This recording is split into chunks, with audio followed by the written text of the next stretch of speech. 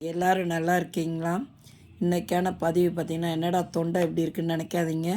பழைய சோறை சாப்பிட்டு நானே அதை உருவாக்கிக்கிட்டது. அதுதான் இப்படி ஆயிடுச்சு, சளி பிடிச்சிக்கிச்சு.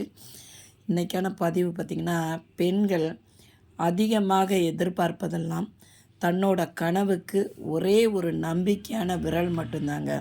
நீங்கள் ஒரு விரல் நம்பிக்கைங்கிற ஒரு விரலை மட்டும் அந்த பெண்களுக்கு கொடுத்து பாருங்களேன். அந்த விரலை பிடிச்சிட்டு உங்கள் வாழ்நாள் வரைக்கும் உங்களோட பயணம் பண்ணுவாங்க அந்த பெண்கள். அது இருக்கிறாங்க நிறைய ஆண்கள் பார்த்திங்கன்னா, தன்னோட மனைவியை வீட்டுக்கு வர மகாலட்சுமியை மேற்கொண்டு படிக்க வைத்து அவர்களுக்கு வேலை வாங்கி கொடுத்து அழகு பார்க்குற ஆண்களும் இருக்காங்க. ஒரு சில ஆண்கள் பார்த்திங்கன்னா, பெண்கள்லாம் இப்படி தான் இருக்கணும், வீட்டு வேலையும் பார்க்கணும், குழந்தையும் பார்க்கணும், காணா குறைக்கு வேலையும் பார்த்து சம்பளமும் வாங்கி கொடுக்கணும், அப்படி இருக்கிற ஒரு ஆண்களும் இருக்காங்க பார்த்துக்கோங்க. அதாவது நீங்கள் உடை உணவு அளிப்பதெல்லாம் கிடையாதுங்க.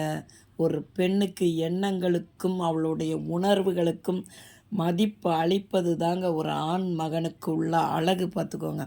அதாவது வீட்டுக்கு வர்ற மகாலட்சுமியை எந்த ஒரு ஆண் கண்ணீர் வடிக்க வைக்கிறானோ அந்த குடும்பம் கடைசி வரைக்கும் கஷ்டப்படும்.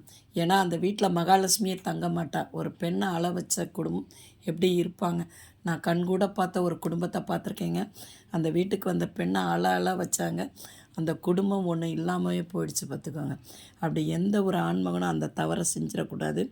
இன்னொன்று, வழிகளுக்குள்ளேயும் தன்னோட சந்தோஷமான ஒரு வழியை தேடி வாழ்பவள் தாங்க ஒரு பெண் பார்த்துக்கோங்க.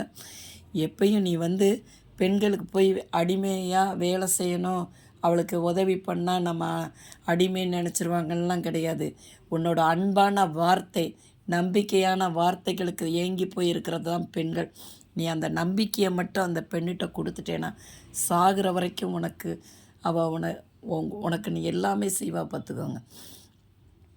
நம்பிக்கைன்னு ஒன்று கொடுக்காம நீ அவங்கள காயப்படுத்த இது எல்லாமே உனக்கு பின் விளைவுகளாக வேறு மாதிரி கிடைக்கும் பார்த்துக்கோங்க. பொதுவாக வீட்டுக்கு வர மகாலட்சுமியை சந்தோஷமாக வச்சு பழகுங்க. இந்த பெண்களுக்கு நம்பிக்கையான ஒரு வார்த்தைகளை பேசுங்க. இந்த பதிவு பிடிச்சிருந்தா பார்வதி வீட்டு சமையலுக்கு ஆதரவு கொடுங்க. ஓம் சாய்ராம்.